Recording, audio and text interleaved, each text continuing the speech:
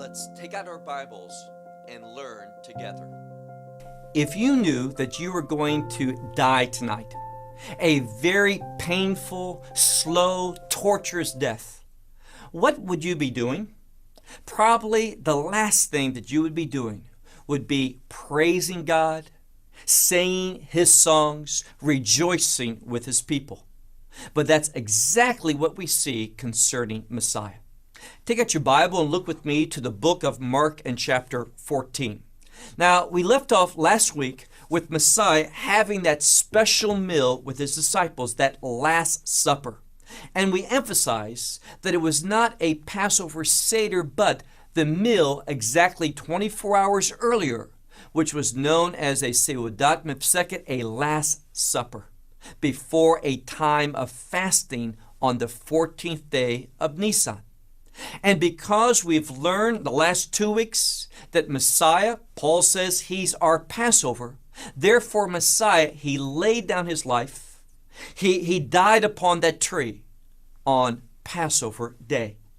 And the reason why He did so on that day was to tell us what was the significance, what were the implications to Him dying on that cross. That we would have a Passover experience, as we've learned, a redemption, an eternal redemption experience with the living God. So where we left off last week was Messiah was sharing at that meal, that Last Supper, concerning the significance of that matzah, that unleavened bread, and how it related to His body, and how that wine, the fruit of the vine, how it related to His blood, which would bring about a new covenant, the same covenant that Jeremiah prophesied in Jeremiah 31. And at the conclusion of that meal, look if you would to verse 26, there was something that was done. Verse 26, Mark 14, verse 26. And when they had finished singing. Now, that is an important tool for helping us understand what's going on. Because at the end of this Seuda Mafseket, it's very similar to the Passover Seder, what is done. And the ending of it has to do with reading or chanting a series of Psalms. Psalms 113 and until 118. And those Psalms are important because they reveal about the work of redemption. They manifest what Messiah came into the world to do. But also they are Psalms of praise and adoration to God. And it's so significant. I mean, Messiah knew the timing. We saw last week that He was in charge. He was in control of everything. Nothing was going to surprise Him. He could foretell everything. And He knew that in a few short hours, He was going to be arrested. He was going to be tried. He was going to be condemned. He was going to be turned over to the Gentiles, the Romans, and ultimately put to death in a very barbaric manner. And right before all of this started happening, what was He doing? He was rejoicing with His disciples. He was praising His Heavenly Father. And that is a element of faith. It reveals His true trust in our Heavenly Father. Verse 16, and when they had finished singing, they went out into the Mount of Olives. Now, that place, and we've talked about in our study of Mark's Gospel, that this place, the Mount of Olives, is inherently related to Messiah. For example, in the book of Zechariah, chapter 14, it tells us that Messiah is going to return to that place. We know that in the book of Acts, when Messiah ascended back into the heavens, He ascended from the Mount of Olives. So over and over, this place is important. It's connected to the person and the work of Messiah Yeshua. So after completing this Seuda Mafseket, this Last Supper, singing these hymns, it says that He went out to the Mount of Olives, verse 27. And He says that as Yeshua says to them, all are going to be offended on account of me. Now, that's important because that word is where we get the English word scandalous. And we can look at it in two ways. Their behavior is scandalous, that is offensive, Or it can simply mean, and I think both of these are right, that they were offended by him, what he had come to do. And that offense is rooted in pride. I mean, I'm not a perfect person. I haven't done everything right, but do I really need someone to die for me? A prideful person says, I'm not that bad. But the reality is, we're even worse. We not only need someone to die, but we need a holy one, the living God's Son, to lay down his life for us. So when this was coming about, notice that the disciples, well, what does it say about them? Verse 27, notice what he says. For it is written. Here again, everything happens based upon Scripture. Everything that Messiah does, it is scripturally founded. And he quotes once more from the prophet Zechariah. Remember, Zechariah focuses in on Messiah, his return, his work, and that Mount of Olives.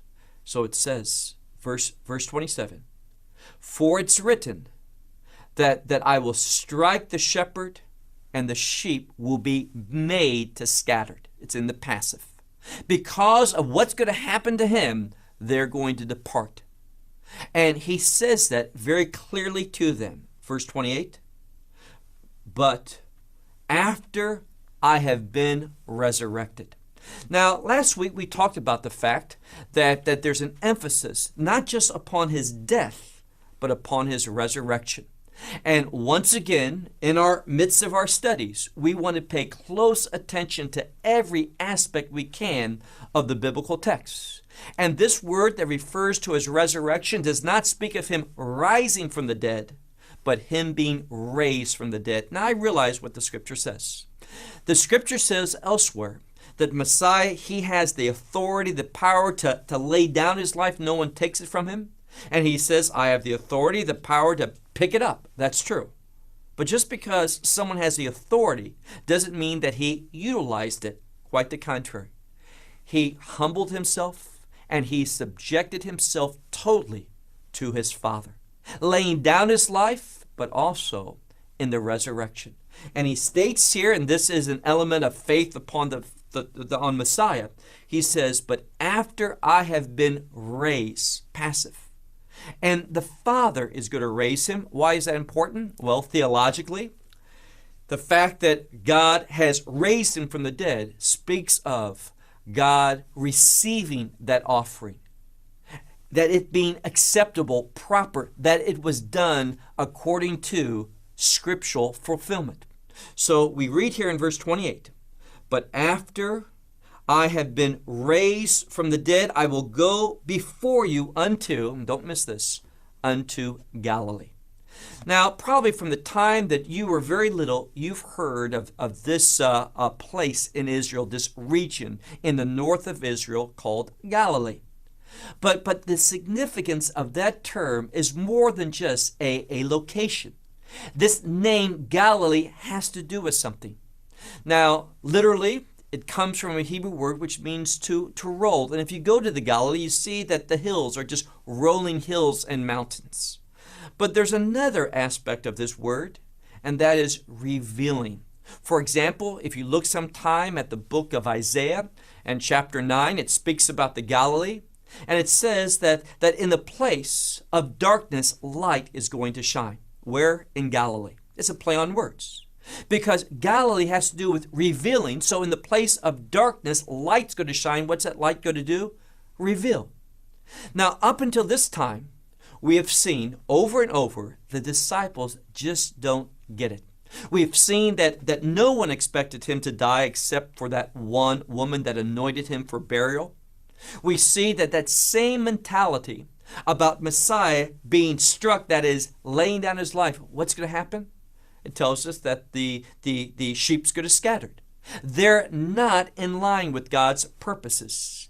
They don't understand, it has not been revealed to them inwardly what Messiah is all about. Why? Because they're still in darkness. They're still thinking according to their earthly thoughts, their desires. They want the kingdom, but they are not thinking about what must be accomplished for that kingdom to come. So all of this is going to be revealed to them where? At the Galilee. So he says, after I have been raised from the dead, I'm going to go before you to what place? The place of revelation, to Galilee. Verse 29. But Peter says to him, and remember that word but, it means in contrast. Messiah just says, you all are going to be offended because of me. You're all going to scatter away from me. Now, we've seen both last week and this week, Messiah is talking as the omniscient God. He knows everything.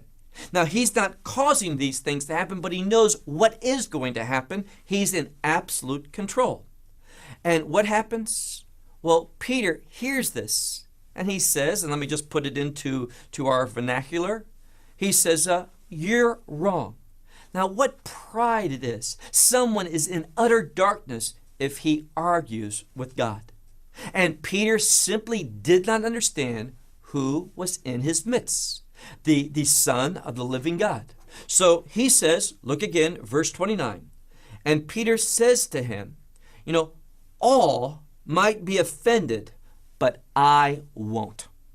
He shows that he's different. He says, okay, everyone else might do so, but I'll never do so. And Yeshua says to him, truly I say to you, this very night. Now, it's one thing sometimes I make promises and I forget them. Sometimes I say, I am going to do this in 3 days, 4 days, and when it comes, I forget. But in this situation, we're talking about not days or weeks or months. We're talking about a few short hours.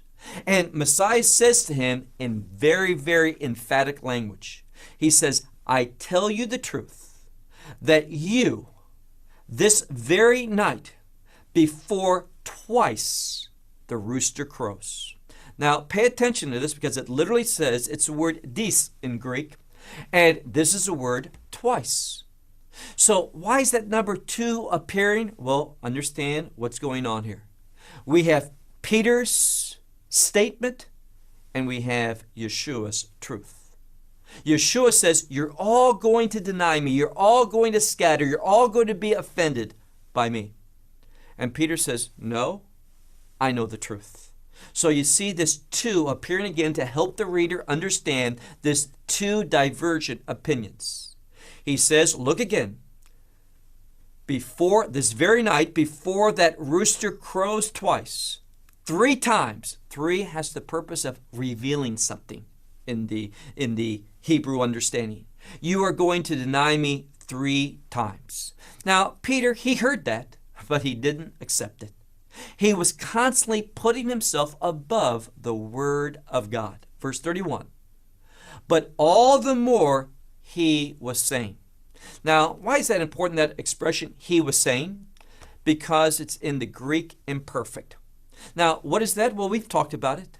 The Greek imperfect has to do with something that begins in the past. It extends to the future, but ends. There's a change.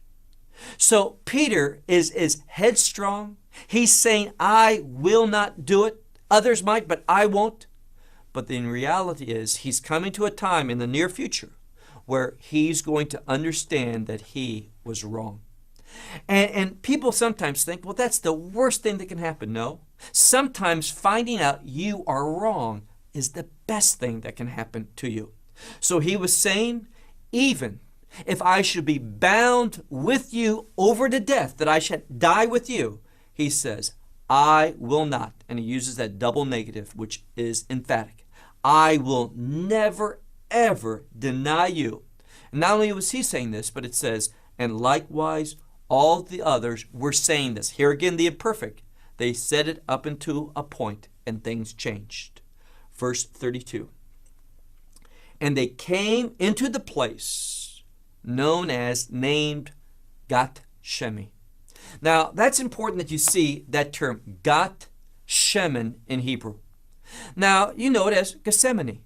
But I want us to hear it as the way that it's literally pronounced because it has meaning. Names were important. And the term gat in Hebrew is a vat. There were a wine vat, but there was also an oil vat, what we would call an oil press. or an olive press. And the fact that the last word is shemen, well, that means oil from olive, so we know it was a place where there was a bunch of olive trees. And to this day, you can go to Gethsemane, and there's still olive trees, some olive trees there, go all the way back 2,000 years to this very time. Now, why is he here at this place of an olive press? Because think of that, this pressing. And that's what's going to happen here. He is going to be pressed between two things. His wants in the flesh and also his Father's will.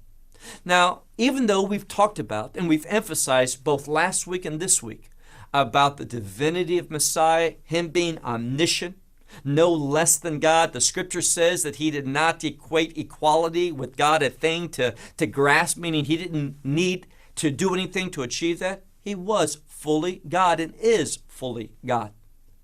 But we also need to see that in this moment, what's going to be emphasized? His humanity. And that is an example for us. And what are we going to see? Well, let's keep reading.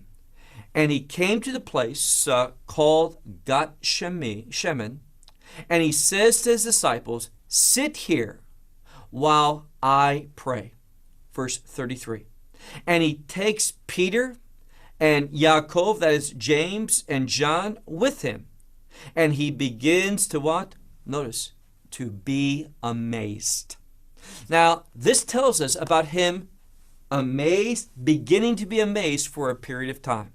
And I believe that foreshadows he was amazed by their lack of commitment to him.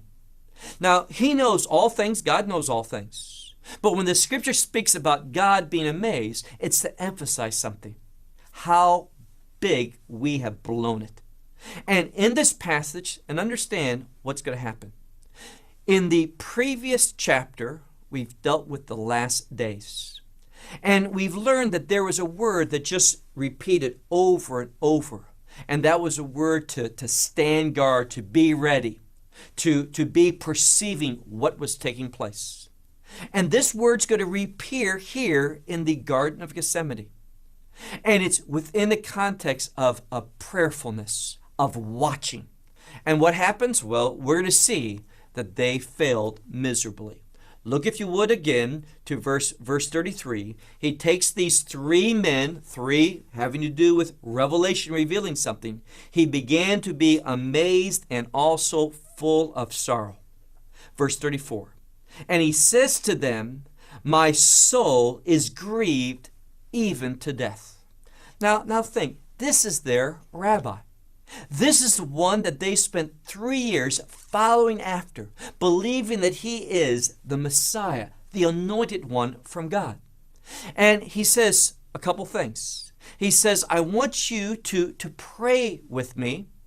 I want you to stand guard because I am so sad. In fact, I am grieved. My soul is grieved unto death. Now, I don't know how you could emphasize the importance of something any more than Yeshua did in this passage. And he says this, and then he responds, remain here, and what? Here it is, this word, and stand guard or be on watch. Verse 35. And he went a little further, he fell down upon the ground, and he prayed, and this is what he prayed, that if possible, that this hour should pass from him. Now, this is the important thing. We need to understand about true worship. There's an individual, and he speaks about kind of a spiritual hedonism. And what he says is, God is never more pleased with us than when we're pleased with him. That is when we agree with him. Well, that's a false statement. You know, it's not us agreeing because we're pleased with what God's telling us. It is an example right here of sacrifice. I don't have to understand things. I don't have to agree with them. I'm limited in my knowledge. But if I obey nevertheless, well, that's a true act of worship. And this is what's being epitomized here.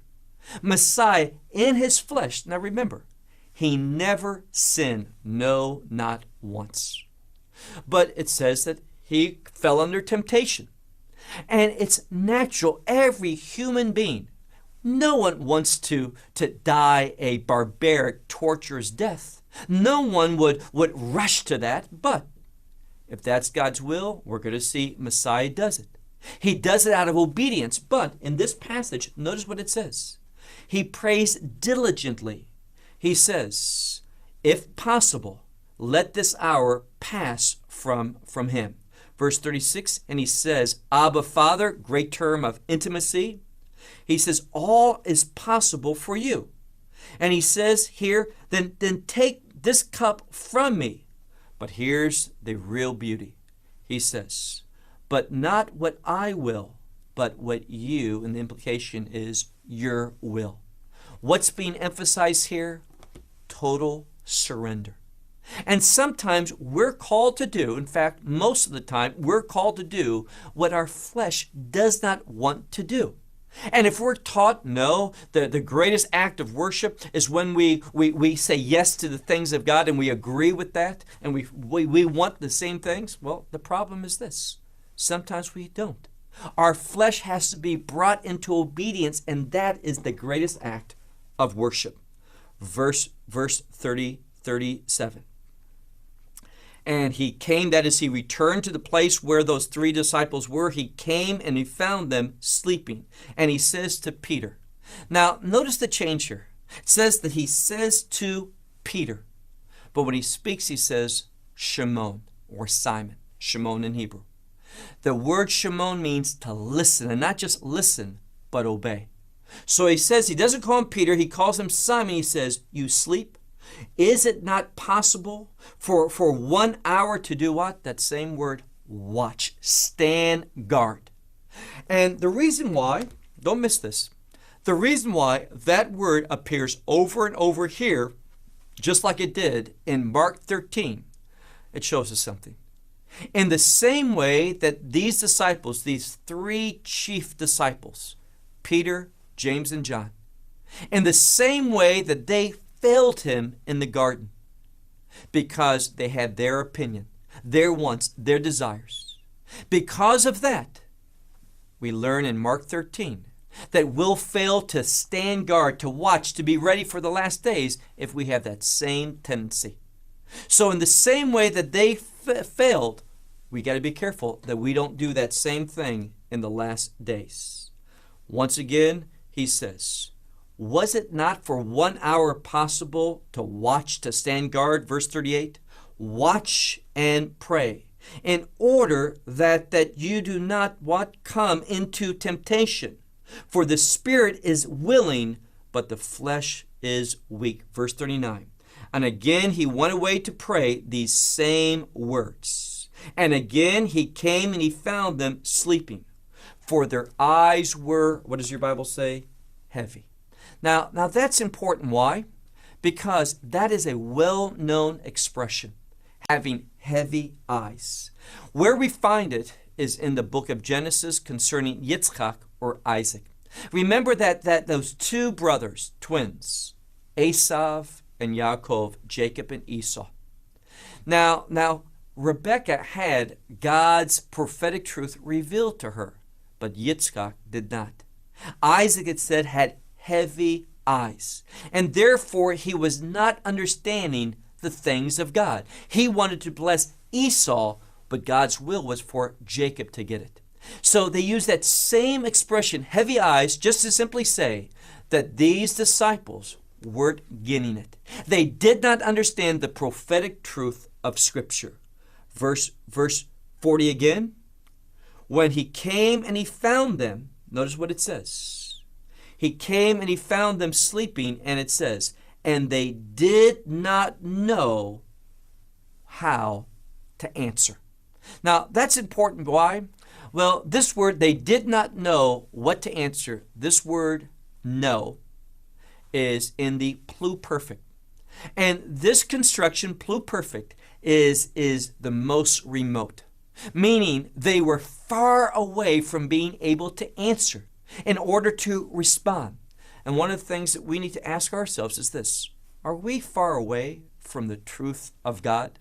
Do we understand the prophetic truth of Scripture? What's going to take place? Are we conforming our lives to that truth? Are we understanding the signs and the seasons so that we can position ourselves in obedience to be exactly where God wants us to be, watching, standing guard, and being faithful? Verse 41. He came a third time and he said to them, go ahead, sleep, take your rest. Enough. Why? Because the time for prayer was over. Because it tells us in this passage that his hour had come. Behold, the one who delivers or betrays the Son of Man, he comes, and he's going to deliver the Son of Man into the hands of sinner. He says, rise, let us go, because the betrayer, the one who betrays me, has come near. What we see is this, that there's a time for prayer, there's a time for preparation, and then there's a time for response. And if we're not led by the Spirit of God, we're not going to utilize that time for the proper purposes. And we're going to be unprepared. And what's going to happen, as we're going to see next week, we're going to see how those disciples failed, how they behaved in a scandalous manner, how they failed and they were offended of Messiah, and they went their way. And that's the key. They were always thinking about their way, and therefore that's where they went. Let me conclude with this. Which way are you walking? Are you being led by the Spirit? Are you secure in your understanding of what God is doing, what He's going to do, and how these events are going to happen in the last days to bring about the establishment of His kingdom? The time is near. You and I need to be ready.